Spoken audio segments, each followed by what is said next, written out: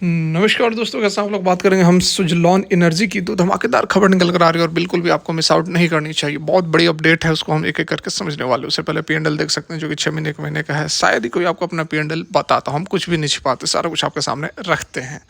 तो बिना समय गवाए सीधे चलते हैं मुद्दा पर। तो देखिए मुद्दा कौन सा है, तो यहाँ पर आपके सामने आ चुका है। ठीक है, ये कुकीज़ फुकीज़ पर ध्यान ना दे। यहाँ देखिए, इंडिया का जो विंड एनर्जी इंस्टॉलेशन है वह 72% बढ़ा वाई ऑन वाई के बेसिस पर। Q3 2024 का जो डाटा निकल कर आ रहा है और बिल्कुल देख सकते हैं 25 अक्टूबर 2024 की लेटेस्ट अपडेट यहाँ पर मैं आपके लिए लेकर आया हूँ। कोई भी यहाँ पर पुरानी वैसी खबर नहीं है। अभी अभी का डाटा निकल कर आ रहा है जिसमें कि 72% जो है विंड एनर्जी का जो इंस्टॉलेशन है वह साल दर साल के बेसिस पर बढ़ चुका है। इंडिया ने कितना ऐड किया है, देखिए 706 मेगावाट विंड एनर्जी कैपेसिटी को ऐड किया है Q3 2024 के अंदर, जो कि 72% का इजाफा है वाई ऑन वाई के बेसिस पर। पिछले साल 411 मेगावाट ऐड किया गया था 2023 Q3 में। ये किसका डाटा है, तो मार्कॉम इंडिया रिसर्च का यहाँ पर डाटा है, मेरा आपका डाटा नहीं है। तो जो इंक्रीज डिमांड मतलब डिमांड के अंदर जो इंक्रीज आ रहा है वह विंड एनर्जी के कौन से स्टेट की तरफ से आ रहा है, तो वह भी यहाँ पर आप देख सकते हैं कि जो एडिशन हुए हैं उसमें से सबसे ज़्यादा गुजरात। ठीक है, ये देखिए आप, गुजरात जो है वह लीड कर रहा है capacity addition in the quarter with 356 megawatt केवल गुजरात ने कर दिया। और बाकी का 350 मेगावाट में से तमिलनाडु ने 253 मेगावाट और कर्नाटका ने 94 मेगावाट और महाराष्ट्र ने 2 मेगावाट ऐड किया। तो यही 4-5 स्टेट मिलकर ही पूरा का पूरा विंड एनर्जी का काम यहाँ पर कर रहे हैं। इस क्वार्टर में जेएसडब्ल्यू एनर्जी ने 300 megawatt inter state transmission system को कनेक्ट किया है विंड पावर प्रोजेक्ट के साथ। तो इसलिए मैं आपको जेएसडब्ल्यू एनर्जी को भी रेगुलर बताते रहता हूं। अगर आप अदर वीडियोस मेरे देखते होगे तो आपको पता होगा, जेएसडब्ल्यू एनर्जी को मैं आपको बताता हूँ कि बहुत ज़बरदस्त स्टॉक है। पिछले 5 साल में 700-800% का रिटर्न कंपनी ने कमा कर दिया है। और केवल विंड एनर्जी नहीं, बाकी अदर रिन्यूएबल सोर्सेज पर भी यह काम करती है। तो ये भी बहुत ज़बरदस्त यहाँ पर एक कंपनी निकल कर आने वाली है, ऑलरेडी दिया भी है। हाँ, और एक चीज़ यहाँ पर आप देख लो, ये देखो यहाँ पर आपके सामने डाटा अवेलेबल है। Q3 2024 में ज़रूर 72% इंक्रीज़ हुआ है, लेकिन यदि आप देखोगे क्वार्टर ऑन क्वार्टर के बेसिस पर तो थोड़ा यहाँ पर गिरावट ज़रूर है। ये डाटा सही से आपको नज़र नहीं आ पा रहा होगा, लेकिन यहाँ पर आप देखो, ये Q2 वाला देखोगे तो इसका जो कॉलम है वो ऊपर है, बड़ा है एज़ कम्पेयर टू ये Q3 वाला।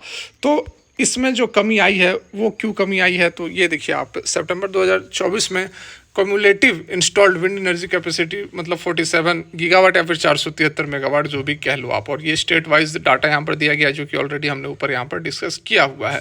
गुजरात जो है highest cumulative installed wind energy capacity है 12.2 गीगावाट के साथ, फिर तमिलनाडु, फिर कर्नाटका, फिर महाराष्ट्र वगैरह वगैरह। महाराष्ट्र और Rajasthan round of the top 5 with 5.2 gigawatt etch. Okay, यहाँ पे देखिए सितंबर 2024 में गवर्नमेंट ऑफ तमिलनाडु इशू किया था repowering refurbishing life extension policy for wind power project policy 2024। और यही कारण है कि जो तमिलनाडु या गुजरात जैसे स्टेट हैं वो लगातार पॉलिसीज़ निकालते हैं, नई नई पॉलिसीज़ बनाते हैं, तभी जाकर उनके स्टेट में इतनी विंड एनर्जी जनरेट हो पाती है। तो इसके लिए इनिशिएटिव तो चाहिए, सरकार की पॉलिसी चाहिए, तभी कुछ हो पाएगा। ठीक है, यहाँ पर ये अपडेट तो हो गई। अब देखिए एक और अपडेट निकल कर आ रही है। ठीक है, दूसरी अपडेट कौन सी है, तो यहाँ पर आप देखिए, अभी तो आपने देखा कि 72% इजाफा हुआ है वाई ऑन वाई के बेसिस पर, लेकिन एक चीज़ यह भी है यहाँ पर देखिए, इंडिया जो है जनरेट कर रहा है केवल 4% of its wind energy potential. मतलब जो आप 4.7 गीगावाट अभी आपने देखा ना, 473 मेगावाट जनरेट किया है अभी तक विंड एनर्जी का टोटल जो इंडिया के अंदर इंस्टॉलेशन है 473 मेगावाट या फिर 47 गीगावाट। तो टोटल जो कैपेसिटी है, मतलब कि कैपेसिटी हम नहीं कहेंगे, पोटेंशियल कहेंगे, जो पोटेंशियल इंडिया के अंदर है वह 1100 गीगावाट के आसपास है। लेकिन जनरेट कितना हो पा रहा है, केवल 47 गीगावाट। देखिए यहाँ पर ये डाटा निकल कर आया है, जिसमें बताया गया कि इंडिया जो करेंटली केवल हार्नेस कर रहा है fraction of the immense wind energy generation potential जो कि इंडिया के अंदर है। एट प्रेजेंट केवल 47 गीगावाट हो रहा है और पोटेंशियल कितना है, 1100 गीगावाट का पोटेंशियल है। अब किसने कहा है, तो देखिए ललित बोरा जो कि जॉइंट सेक्रेटरी MNRE की, ministry of new and renewable energy वगैरह वगैरह।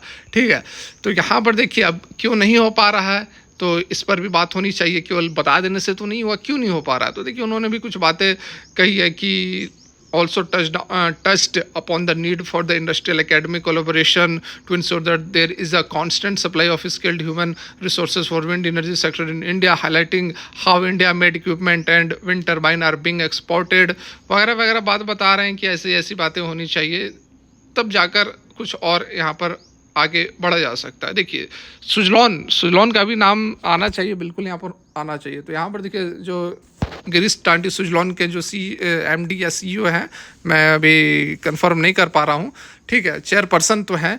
तो वो यहाँ पर देखिए क्या कह रहे हैं, ongoing expansion of wind energy facilities in India पर गिरीश कांटी का क्या कहना है कि इंडिया जो है वह चेयर कर रहा है ग्लोबल विंड एनर्जी काउंसिल को, मतलब वही गिरीश कांटी उनके चेयरमैन हैं।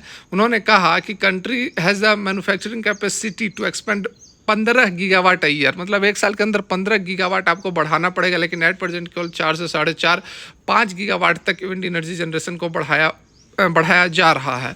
100 गीगावाट आपको अचीव करना होगा 2030 तक का जो टारगेट है कि 500 गीगावाट हम रिन्यूएबल एनर्जी को प्रोड्यूस करेंगे, तो उसमें 100 गीगावाट विंड एनर्जी का होना चाहिए। और एट प्रेजेंट आपका केवल 47 गीगावाट है, मतलब कि प्रत्येक साल आपको जो है मिनिमम 15 गीगावाट एक्सपेंशन करना पड़ेगा। Must add 10 gigawatt annually for the next 5 year, मतलब कि 2030 की बात की जा रही है। एक्सप्रेसिंग कॉन्फिडेंस इन इंडिया की ability to achieve 500 gigawatt of non fossil fuel energy generation by the end of this decade. Sudeep Jain जो कि एडिशनल सेक्रेटरी MNRE के हैं, उनका यहाँ पर कहना है कि प्रेजेंट जनरेशन कैपेसिटी जो है वह पास कर चुका है 210 gigawatt, while project with a capacity of 160 gigawatt जो है वह प्रोसेस में है, मतलब इंस्टॉल्ड हो रहे हैं। और projects capable of generating 100 gigawatt are under tendering process. तो यहाँ पर इनके हिसाब से तो 200 300 460 तक का तो ये ढांचा यहाँ पर बना दिया है। तो अगर हम इनकी मान ले, MNRE की जो सेक्रेटरी हैं सुदीप जैन, इनकी यदि हम बात मान ले, तो आप समझ लो सुजलॉन एनर्जी कहाँ रॉकेट बनने वाला है। क्योंकि एट प्रेजेंट तो 4.5 से 5 गीगावाट ऐड ही हो रहा है, आपको 10 गीगावाट ऐड करना है, तभी आप 500 गीगावाट को अचीव कर पाओगे 2030 तक। और ये ढांचा भी दे दिए कि 460 तक पूरा हो जाएगा, तो मतलब यहाँ से डबल होने वाला है। तो सोच लो सुजलॉन एनर्जी जो कि एक मार्केट लीडर है, जो कि 33-35% का शेयर रखता है, ठीक है, तो उसको कितना बेनिफिट मिलने वाला है। डेप्थ को समझो बात को, ऐसी नहीं कि केवल खबर आई बस हाँ कल रॉकेट बनेगा, कुछ नहीं, वैसी झूठी अफवाह में नहीं, डेप्थ को समझो खबर की। अगर वीडियो अच्छी लगी हो तो लाइक कर सकते हैं, नहीं अच्छी लगी हो डिसलाइक कर दो। फिलहाल के लिए यहीं तक, thanks for watching, Radhe Radhe.